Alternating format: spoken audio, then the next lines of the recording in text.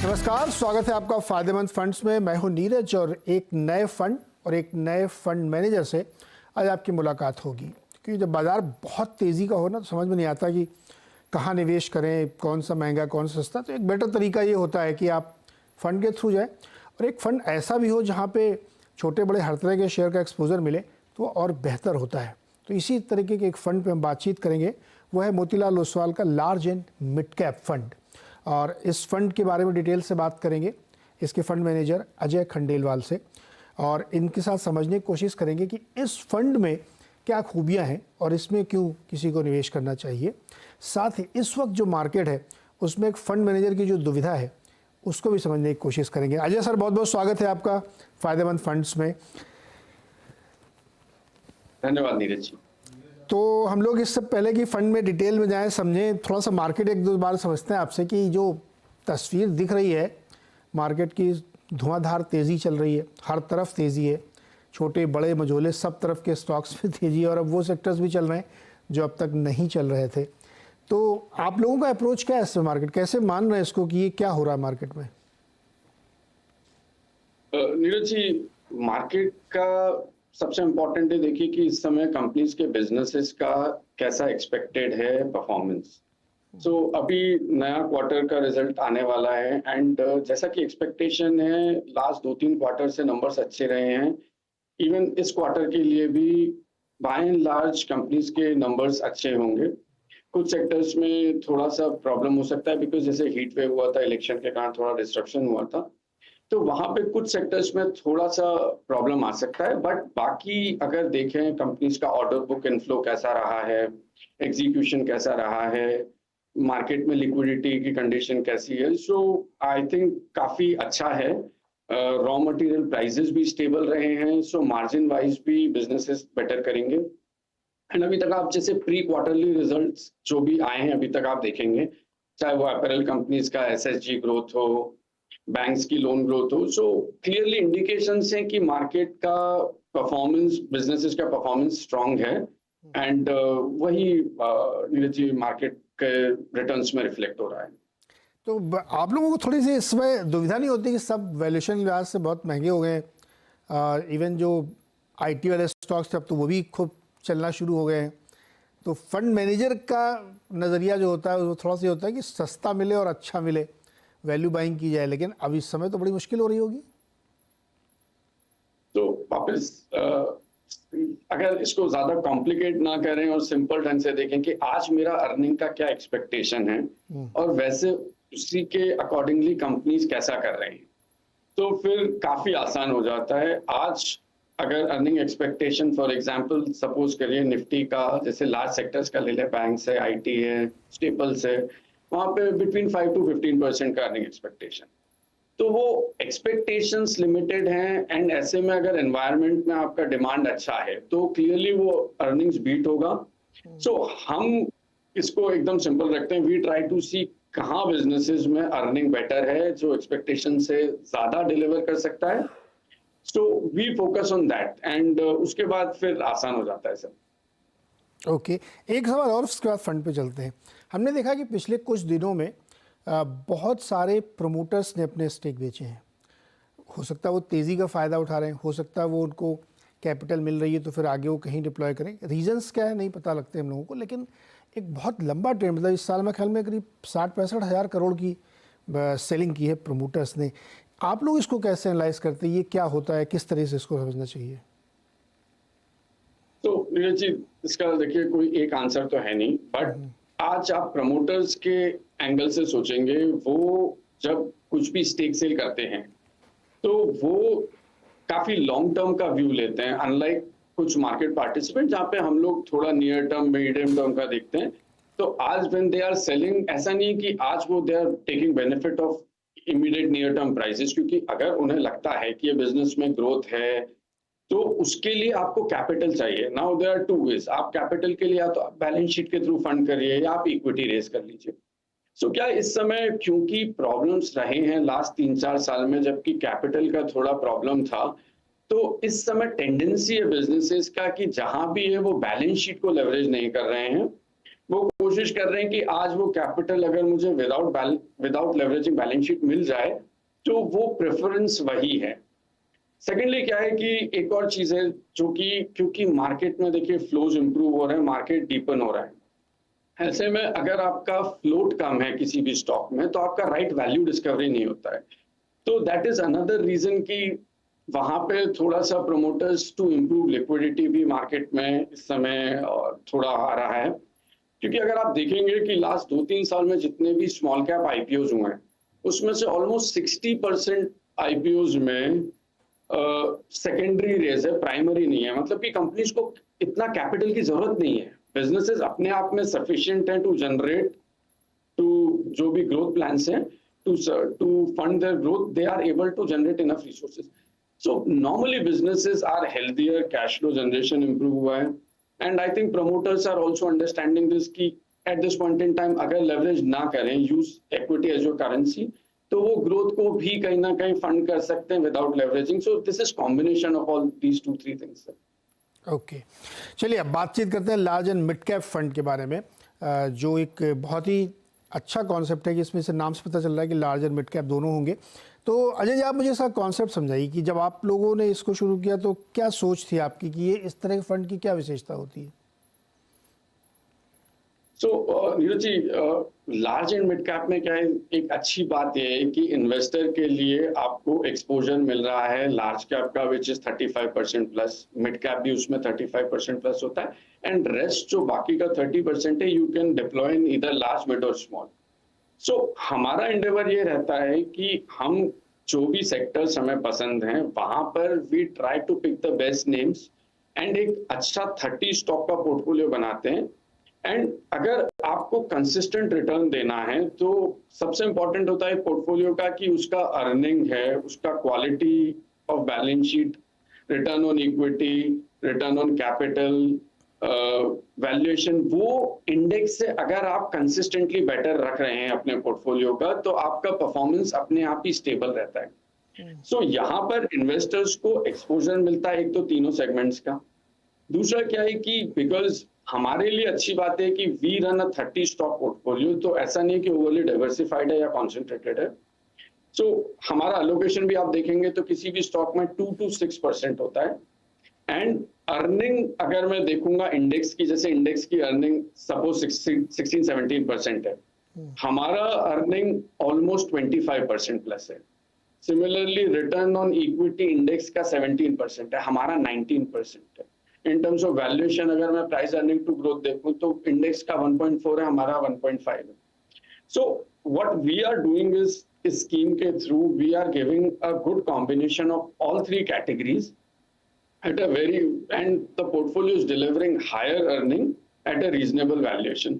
So इसमें क्या कहीं भी market volatility हो तो we adjust the उसमें market cap basis पे we adjust our portfolio allocation and we are able to take right sector calls, उसमें right stock allocation करके एक अच्छा portfolio होता है जो कि stable performance देता है। जी अजय जी, क्या ये मानना ठीक है कि इस फंड में लार्ज कैप का रोल बैलेंसिंग एक्ट के लिए है और मिड कैप से एक्चुअल में पैसे बनाने, वेल्थ क्रिएट करनी है? लार्ज कैप इसलिए रखा है कि बैलेंस बना रहे।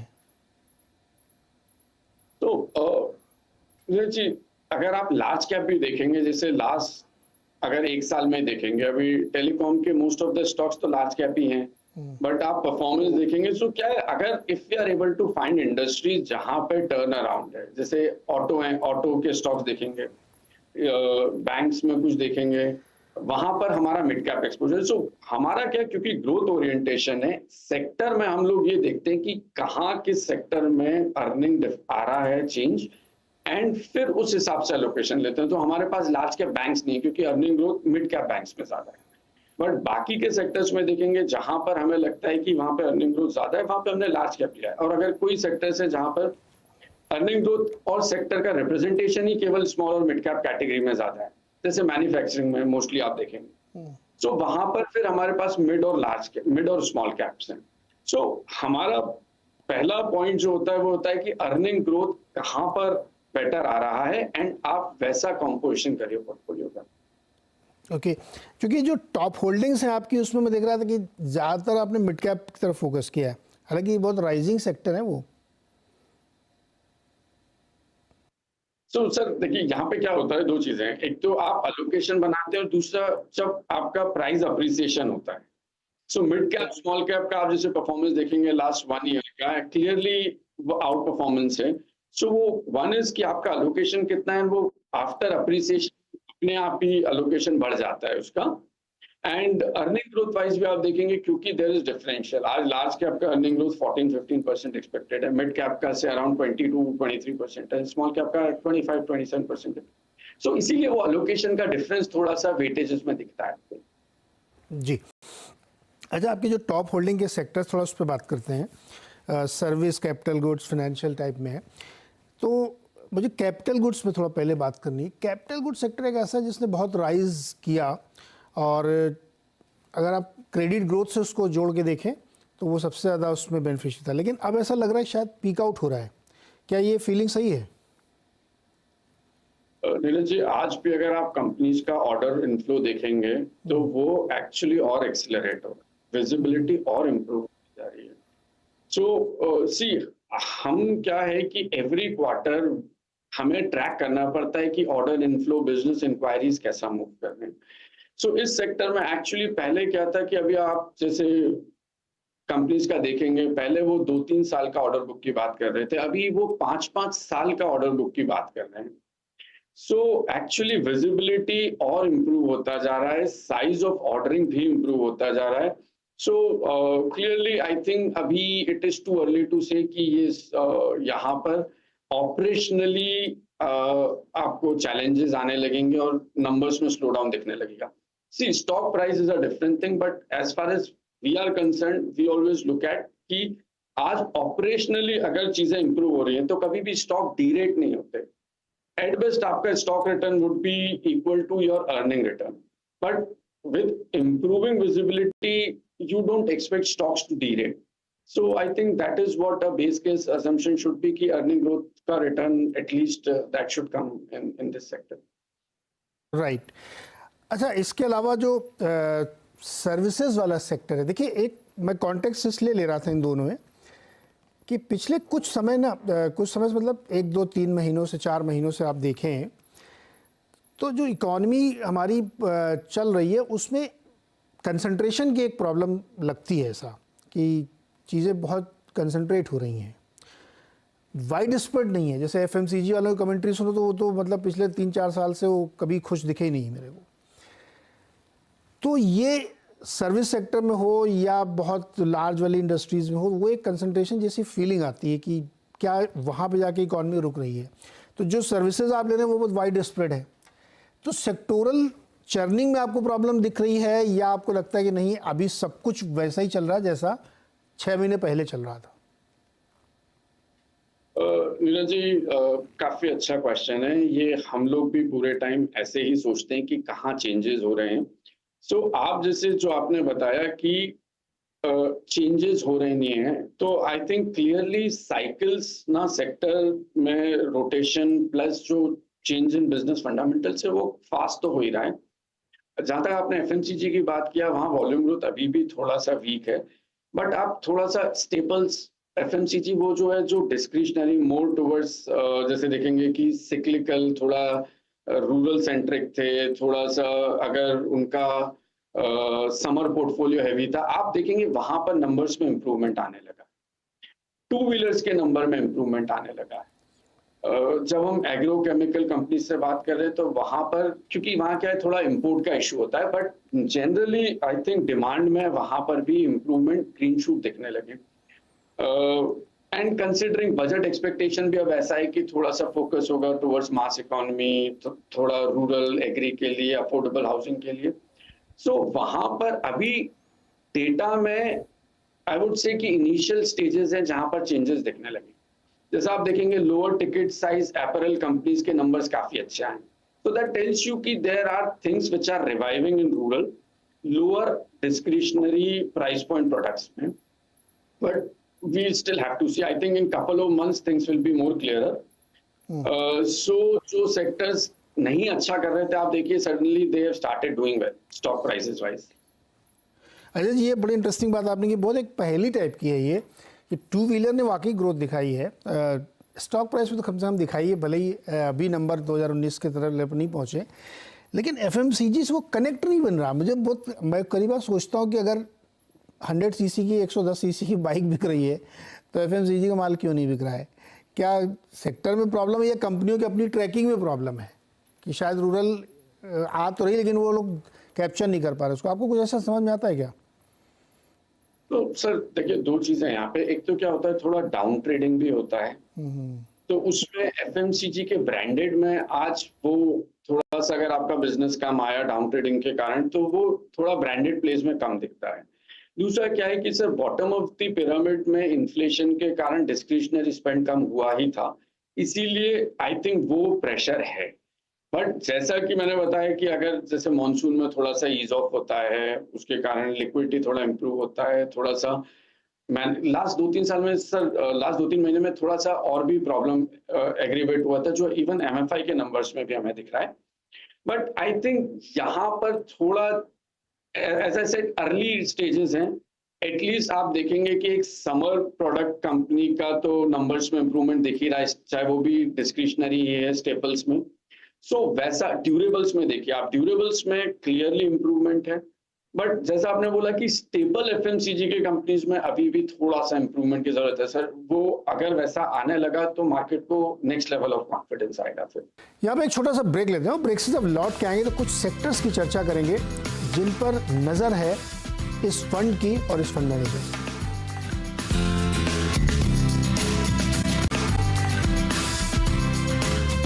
एक बार फिर से स्वागत है आपका फायदेमंद फंड में, और आज हम बातचीत करें मोतीलाल ओसवाल लार्ज और मिड कैप फंड में। और अजय जी से ये समझने की कोशिश कर रहे हैं कि इसमें बैलेंस कैसे बनता है, कि क्या कुछ सेक्टर ऐसे हैं जो बहुत महंगे हो गए हैं तो चर्निंग की ज़रूरत है। अच्छा अजय जी, एक चीज़ समझाइए, जो बहुत तेज़ी से एक सेक्टर आजकल चल रहा है वो है डिफेंस, और आपके पोर्टफोलियो में एक ही स्टॉक में ढूंढ पाए जो दिख रहा सीधे डिफेंस प्ले, बाकी तो मतलब उसमें हम लोगों को समझ में नहीं आता कि रोज़ खबर आती, रोज़ ऑर्डर आता है और स्टॉक्स धुआंधार चल रहे हैं। कई लोगों ने तो फंड ही लॉन्च कर दिया इसके। तो आपको लगता है कि आप थोड़ा अंडर एलोकेटेड डिफेंस सेगमेंट में? सो सर, हमने भी अपना एलोकेशन ऐड किया है, एंड सी डिफेंस में अगेन इम्पॉर्टेंट पार्ट इज कि वन इज आपका कैपेबिलिटीज इंप्रूवमेंट कैसा हो रहा है। सो जैसे अगर आज कुछ बिजनेसेस जहां पे एक्सपोर्ट ऑर्डर बुक इंप्रूव हो रहा है, अभी एक्सपोर्ट का business is not a nomination business, so वहां पे थोड़ा कॉन्फिडेंस आता है एज इन्वेस्टर्स की यस हमारा स्किल सेट इंप्रूव हो रहा है। सिमिलरली जैसे जैसे ऑर्डर फ्लो कंटेंट अपना बेटर होता जा रहा है, तो वो डिफेंस का एज यू से कि क्योंकि काफी डिपेंडेंसी है ऑन गवर्नमेंट, तो वहां पे वो थोड़ा सा एक डाउट हमेशा रहता है कि कुछ भी अगर चेंज हुआ, लोकेशन चेंज हुआ, डिले हुआ इन एग्जीक्यूशन, तो वो आपको इमीडिएट नंबर्स में भी उसका इम्पैक्ट आएगा। So still data is tracking well sir, I would say कि ऑर्डर बुक है, इंडिजनाइजेशन है, इंपोर्ट रिडक्शन है, all those things I think are happening, and even for us we also have a decent defense का allocation। अभी और बढ़ाएंगे आप defence में लोकेशन, कि जितना है उतना काफ़ी है? सर अगेन देखिए, we are entering into now result season, so इसमें क्या है, एक बार वापस result season is very important, so generally we will get more trends के clarity. Even we have launched a passive defense fund, so that also is doing well. So we are bullish on it. It's just that कि sir क्या होता है, आज 30 stock portfolio में I have to see my allocation, and कहाँ पर मुझे लगता है कि कितना बाइनरी रिस्क हो सकता है, तो वो क्योंकि as a risk measure also different portfolios में आपको देखना होता है किस तरह के नाम हैं, एंड ऐसा ना हो कि आपका रिस्क एलोकेशन बढ़ जाए। So from risk allocation perspective also we think कि एक पोर्टफोलियो वेल डिवर्सिफाइड और रिस्क बेसिस पर रिटर्न कैसे बेटर डिलीवर कर सकता है, सो उस बेसिस पे भी पोर्टफोलियो कंपोजिशन करते हैं। थोड़ा सोच विचार के करना पड़ेगा, क्योंकि डिफेंस वाकई एक बड़ी ऐसी थीम बन गई है जिसमें इतने ऑर्डर्स मिल रहे हैं कि वो, मुझे तो कई बार लगता है कि वो कैसे एग्जीक्यूट करेंगे, वो एक बहुत बड़ा क्वेश्चन मार्क है। और खैर एनीवे सर, ये बताइए अजय जी कि इस वक्त एक सेक्टर की बड़ी चर्चा हो रही है, वो है केमिकल का। लोग कह रहे हैं कि केमिकल प्राइसेस बॉटम आउट हो गए हैं, डी स्टॉकिंग ख़त्म हो गई, चाइना अभी अभी है थोड़ा एग्रेसिव है वो, और लोग कह रहे हैं कि अब वहाँ पे बहुत अपॉर्चुनिटीज़ बन रही हैं। आप लोगों को लगता है कि केमिकल सेक्टर एक अच्छा सेक्टर बन रहा है, मौके हो सकते हैं वहाँ पे? तो sir chemical actually chemical sector हमें भी काफी पसंद है, बट वहां पे प्रॉब्लम क्या हुआ है, वन इज की जैसे आपने बताया चाइना में कैपेसिटी इंक्रीज हुआ है which is true, and secondly क्या है, यूएस ने थोड़े से रेस्ट्रिक्शन लगा दिए थे चाइना में, तो वहां पे थोड़ा सा उसके कारण भी सप्लाई चेन का चेंजेस हुए थे। एंड लास्टली क्या है कि लॉजिस्टिक्स का इशू भी है, थोड़ा सा रेड सी वगैरह का भी इशू चल रहा था। तो ये पूरा लास्ट 2 साल में अगर आप देखेंगे तो काफी prices raw material bulk commodities के काफी बढ़ गए थे। उसके कारण स्पेशलिटी केमिकल कंपनीज के मार्जिन्स काफी कम हो गए थे। But now we are seeing कि अगेन अर्ली डेज, अभी ऐसा डायरेक्ट इम्प्रूवमेंट नहीं है, but the now when we are talking to companies the feel is कि ये एटलीस्ट बॉटम आउट हो गया है, प्राइसेस स्टेबल हो गए हैं because of some of these logistics. क्योंकि क्या है सर, आज भी चाइना का लैंडेड कॉस्ट इंडिया में काफी सारे कमोडिटीज में स्टिल 10 to 20% चीपर होता है। सो उसमें क्या है कि वहां पर what is more important is कि आज आपका लैंडेड कॉस्ट लॉजिस्टिक्स को मिला के कैसा है, एंड प्राइसिंग मूवमेंट कैसा हो रहा है, स्टेबल है कि नहीं है। So and if I have to look at the end user industry for chemicals, जो कि लार्जली आप देखेंगे फार्मा है, बिल्डिंग कंस्ट्रक्शन है,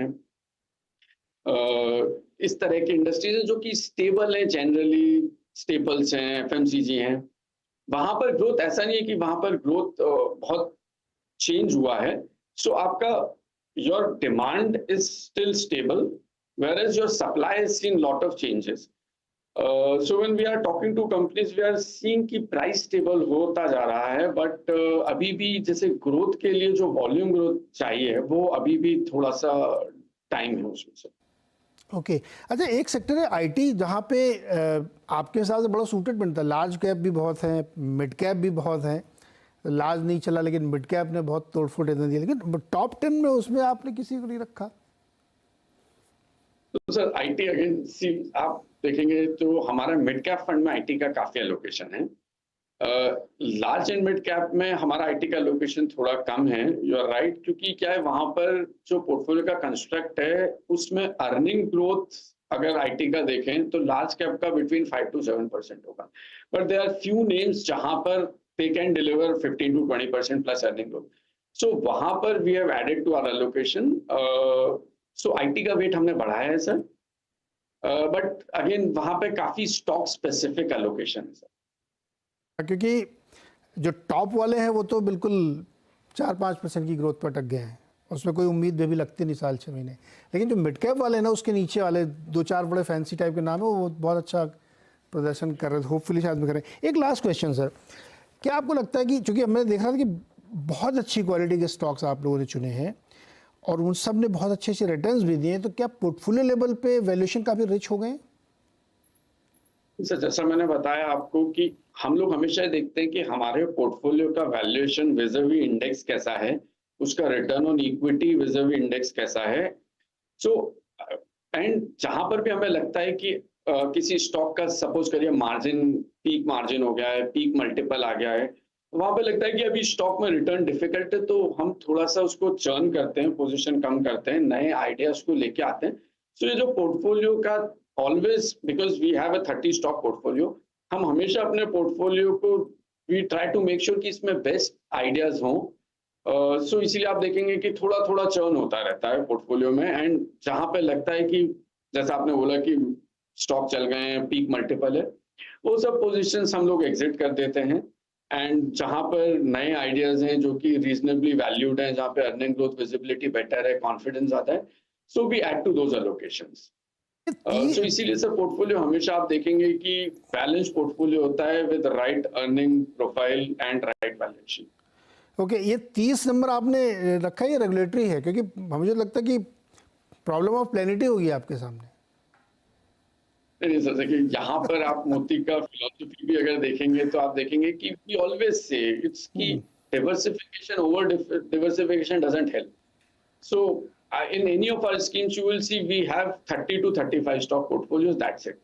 एंड उससे क्या होता है सर, एक फंड मैनेजर को आज कभी भी कोई स्टॉक ऐड करना है तो आप हमेशा अपने एग्जिस्टिंग पोर्टफोलियो से कंपेयर करके देखते हैं कि इसमें क्या वो सारे अच्छे स्टॉक हैं जो मैं चाहता हूं, और if I have a idea which is better than my existing names, तो उससे क्या पोर्टफोलियो का हेल्थ हमेशा अच्छा रहता है। लेकिन आजकल मतलब 30 तो बहुत कम हो गया, क्योंकि इतने पेपर्स आ चुके हैं और गुड क्वालिटी के आ गए हैं। तो पहले हम लोगों को क्या बताया था कि A4 साइज़ में जितने नाम लिख सको आप ठीक से उतना ही बड़ा पोर्टफोलियो होना चाहिए। लेकिन अब ऐसा लगता है कि नहीं यार, नाम बहुत आ गए, थोड़ा ज़्यादा हो सकते हैं। क्या ये ऐसा लगता है, या नहीं इतना फोकस्ड है, इतना काम करना चाहिए कि 30 से ज़्यादा नहीं होने चाहिए?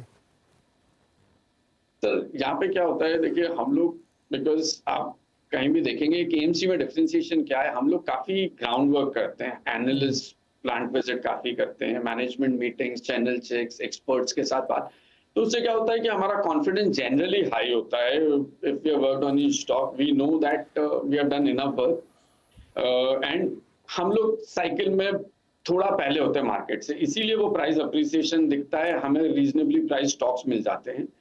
So when we have done the hard work, generally we try to make at least a 2% allocation. But given the mandate, for example, large and mid cap, we don't go beyond 6%, sir, given the nature of the scheme. So instead of running a long portfolio, जहाँ पे आप पे 0.2, 0.3% allocation है, generally we look at at least if you have done enough work, you have confidence in the name, at least have a 2% allocation, and उसके बाद फिर आपको जैसे जैसे और comfort आता है, then you add to. जी, तो अजय जी से बात करके बहुत मज़ा आया। दर्शकों के लिए मैं क्विज़ छोड़ता हूँ।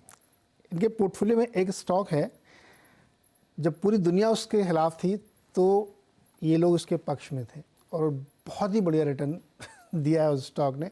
नाम मैं नहीं बताऊँगा, आप लोग सब ओपन है, आप लोग देखिए, क्विज़ है ये, पता करिए, बहुत मज़ा आएगा आपको। अजय सर, बहुत मज़ा आया आपसे बात करके, और बहुत टेढ़े मेढ़े सवाल मैंने आपने से पूछे, लेकिन आपने बहुत सफाई से उनका जवाब दिया। बहुत बहुत शुक्रिया हमारे साथ जुड़ने के लिए, और बहुत शुभकामनाएं आपको इस फंड के लिए। Thank you, sir.